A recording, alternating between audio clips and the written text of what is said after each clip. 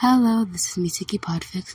This is a continuation of Small Problems, Chapter 2, Surprises. Tick, tick, tick. Izuku's thoughts as time went by. How much time? He had no idea. He zoned out almost the second Eraserhead sat down, so he couldn't even begin to guess. What was the last time he even slept? Damn, he's so tired. And how come there isn't anything to do? He's a child, for heaven's sake. As far as they know, at least.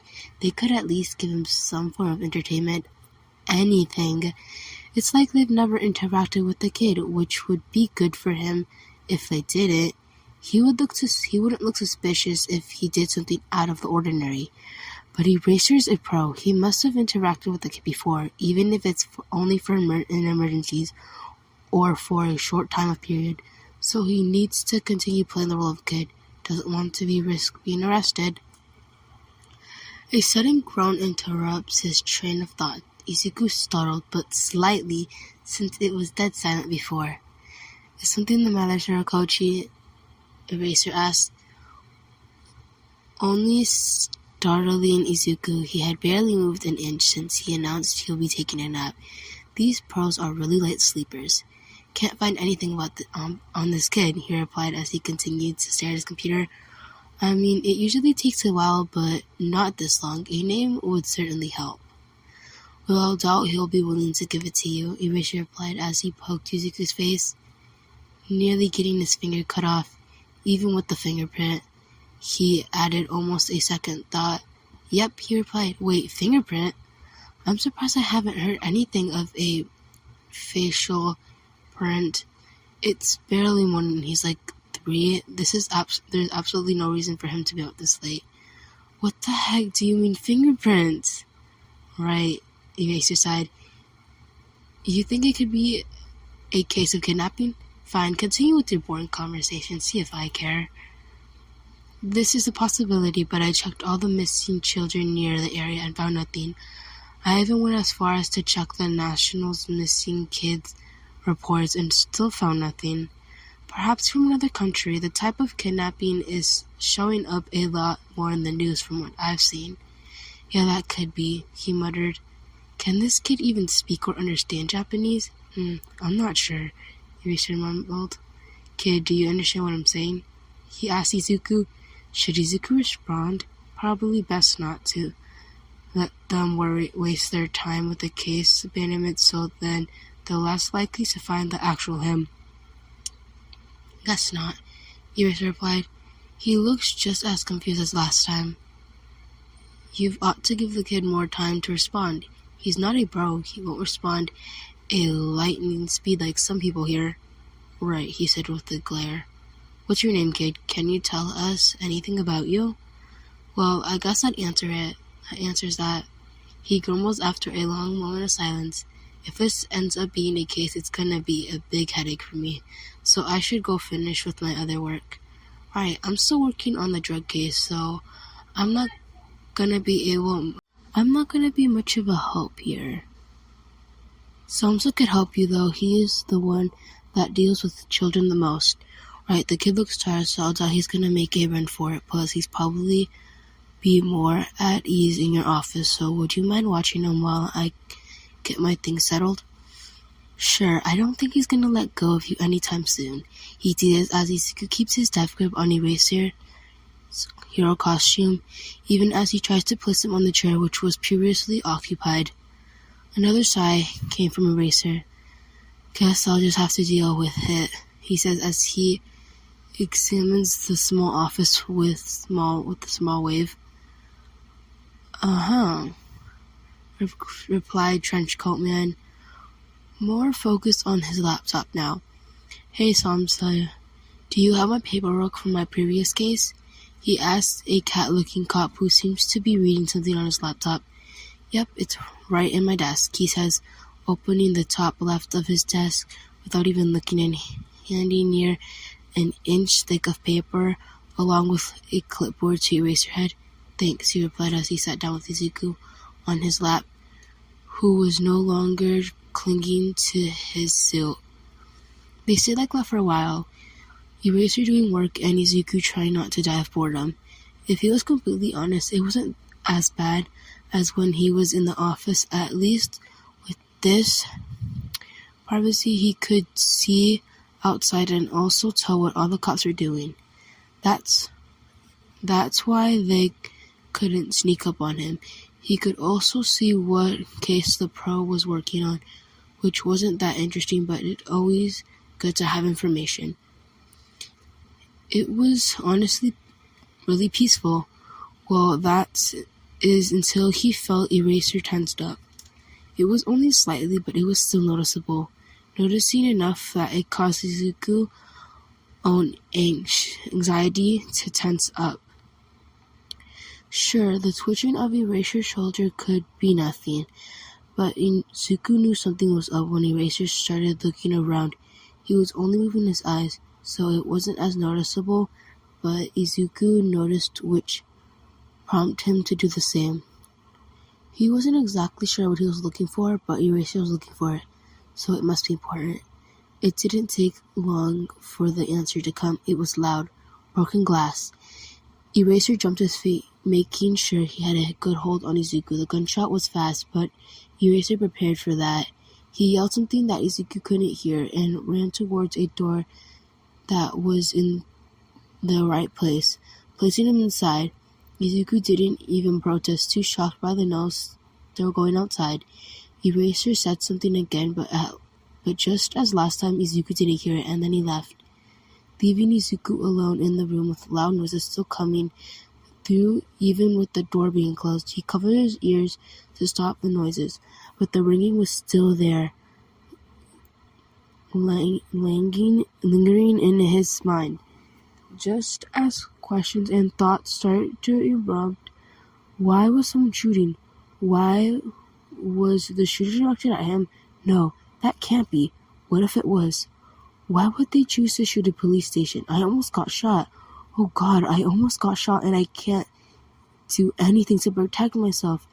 This is why I should have never left the bar. This is why I should have never wanted to be in the police station.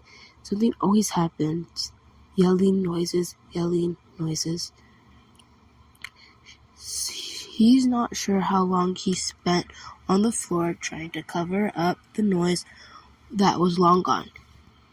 Couldn't even be longer than a couple of minutes, but to him it felt like eternity. It wasn't till he felt warm hands around him that time started to have meaning again.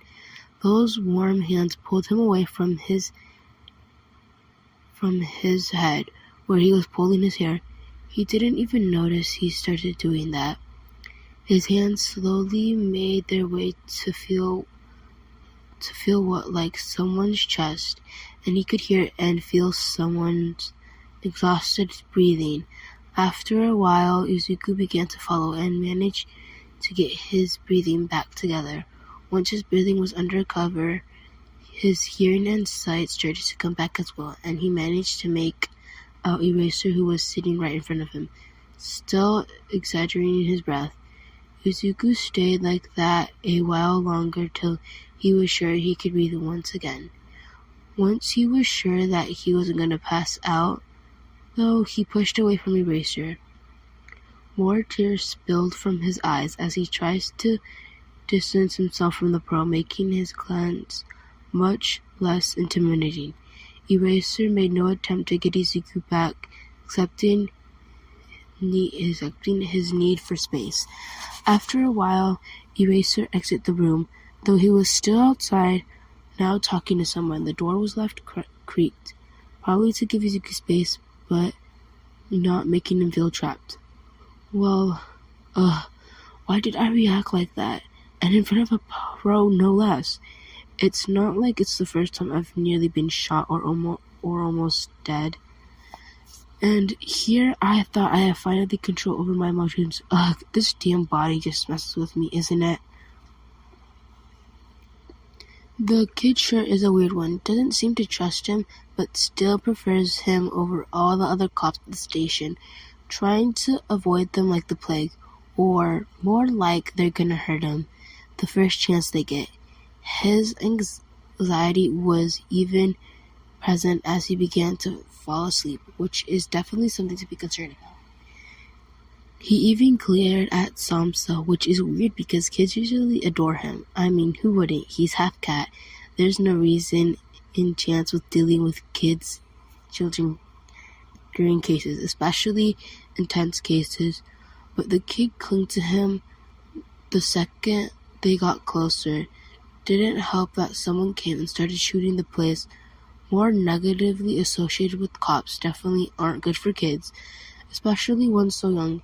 He's definitely more terrified now because of that. Also more hyper aware that he already was, and the language barrier isn't doing any good. "How's the kid?" Surakochi asked as soon as he exited the room, leaving it a bit open to give the kid some space to make sure he doesn't feel trapped. "As good as can be," he replied. "Had to talk him out of a panic attack, so yeah, that's definitely no good." He sighed. "Well, we're waiting for the guy to wake up to interrogate him. You want to be there?" "Can't. It's already 6:30 and I have a meeting with Nezu in an hour, and plus I need to call Hisashi." "Yeah, you do that. I'm actually surprised he hasn't come looking for you." "Surakochi!" Hisashi's voice came booming from the door. "Well, speak of the devil, where's Shota?" Hisashi cried as he shook the detective by the shoulder, who slowly pointed to Shota, who was still standing right beside him. "Oh," Hisashi said calmer, then quickly went back to his panic as he shook Shota by the shoulders. "Are you okay? You didn't get shoot, did you?" "No." Hisashi squinted his eyes. "I don't believe you," he muttered.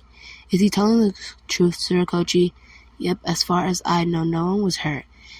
"And you're completely sure he's not hiding any injuries?" He pointed accusingly at his husband.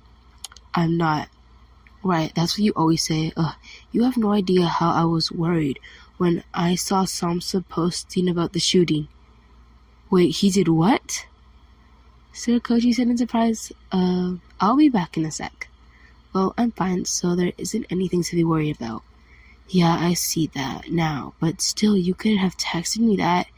"It just happens I don't think I need to text you, plus I would have texted you if something bad did happen." "Right," he rolled his eyes like he didn't believe him. "Anyways, why are you still here? Usually after patrol you go back home immediately. Did something happen? Are you getting involved in another case? Perhaps?" "So is it a yes or..." He sighed.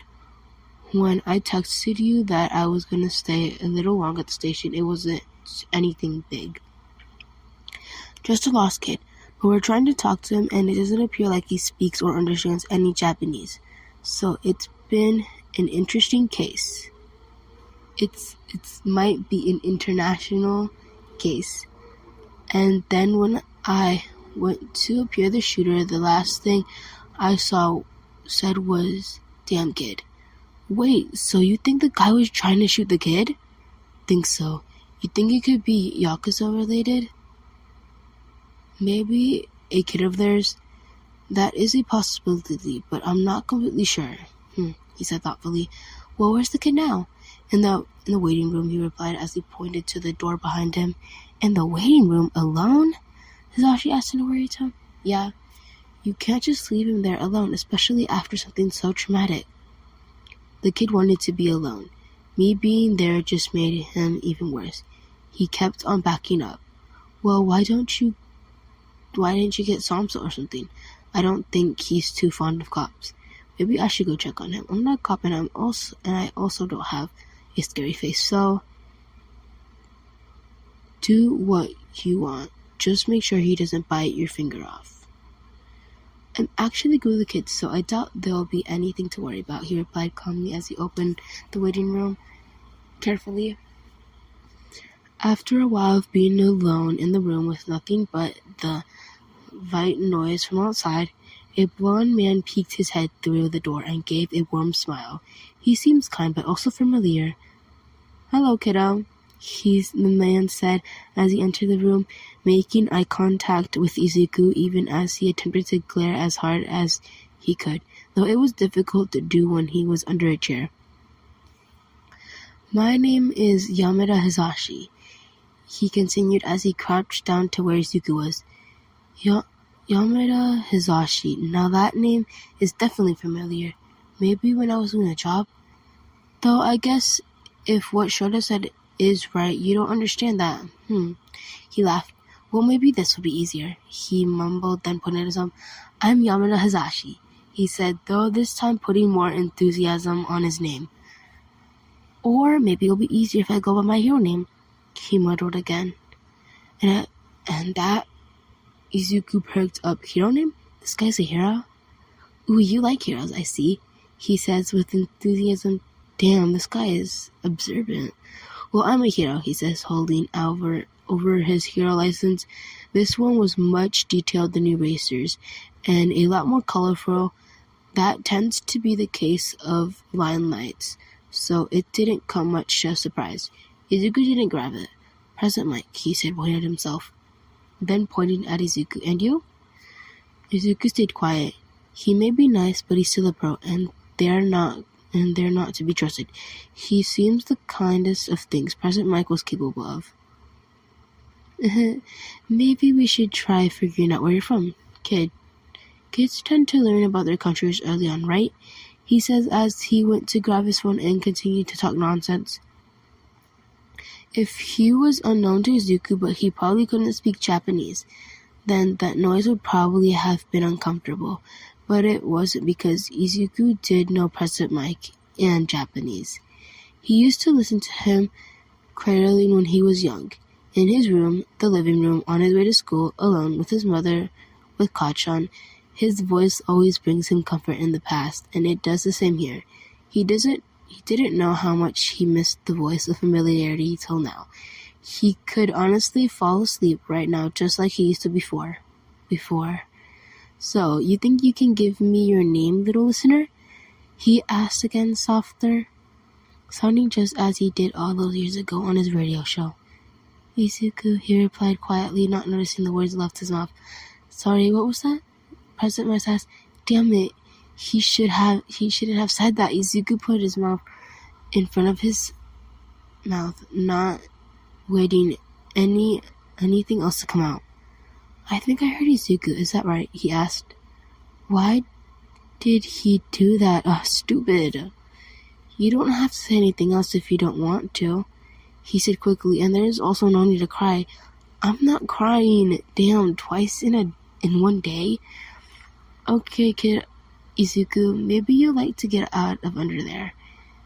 Doubt it's comfortable down there. Nope, Izuku was completely happy down here. Oh, come on, don't look at me like that. I just want you to be comfortable. A knock from the door and then a voice. Mike, can you come out and take the kid with you, the detective said, as she peeked her head through the door. I don't think the kid's ready to go yet. Yeah, well, sorry, but criminals are starting to pile up, and we can't just have them in the middle of the station. There can't be that many, he tried to argue. Nope, there's a lot, she sighed. It's barely morning, though. It happens like that sometimes. Oh, jeez. Well, you hear that, kiddo, we gotta go, he says as he picks up Izuku carefully and carries him out the room. Izuku didn't even fight back. He's not sure why. He was just too tired, and Present Mike was just so too warm. As soon as they exit the room, they were surrounded by people. Well, I guess not exactly surrounded, but there were a lot of criminals close by, only a couple of them feet away from them. So, maybe on eye contact with him, but turned around as soon as they did. Hopefully none of them recognized me. He didn't usually show his face, but sometimes he would ditch the mask while he was at the bar working. Yikes, Present Mike announced as soon as they went out the door. Are there usually that many in the morning? No, but there's a bit of a situation east, so that's where most of them came from. Damn, he said with a pity. I don't think this place is safe for children right now. Yeah, that's what I was planning to talk to you guys about, he says as he signaled them to move away from the doors so that the other officers can escort the people in. Do you and Eraser mind taking the kid in for a bit? I know you both have emergency foster license, and with the information I got from Eraser, it doesn't seem like it's safe for the kid to be placed in a typical home at the moment. I guess it wouldn't be a problem. We have two week of breaks, so we definitely have time. Great, so it's settled, he said as he began to walk away. Wait, so I just take him now? I don't have to do any paperwork? I already got SAMHSA on it. Don't worry, plus it's only temporarily, so it's fine. But, he said, I said it's fine. I have to go, he said, continuing to walk towards the direction of another office. So, we have a kid now, Eraser said behind Present Mike, causing an eek from both of them. How long have you been behind me? The entire conversation. You gotta tell me these things, Shao. I barely get any sleep for these last few days. I'm not exactly on my A game at the moment. I'll keep that in mind. We should head over. I have a meeting with Nazu. Oh, that reminds me. I got his name, he says enthusiastically to Eraser. You want to know his name? He said, asking Izuku, though he pulled himself closer to Present Mike, keeping his mouth shut. He already spoke too much. After a moment of silence, Present Mike finally decides to give the name. It's Izuku. The name clearly sounds Japanese. Yeah, and when talking to him, it seems like he understands at least half what I'm saying. I mean, he perked up when I mentioned Hiro, so he could speak Japanese. Probably a little, he agreed. Did you get a surname as well? No. He wouldn't tell me anything else besides that. What a shame, but we can work with just a first. I'll text our coach so that he could get to work on that as soon as he's free again. I don't think he'll be free anytime soon, he says as they watch more criminals being escorted into the station by pros and officers alike. A lot of which Izuku unfortunately recognizes, and they probably would too if he was his normal size. He was pretty sure he declined a job to one of them that entirely didn't end well. Well, we should just get going. I don't think the kid likes crowds. Yeah, you brought the car, right? Of course I brought the car. I'm a fast runner. I'm not that fast. This is the end of chapter 2, and I hope you enjoyed it.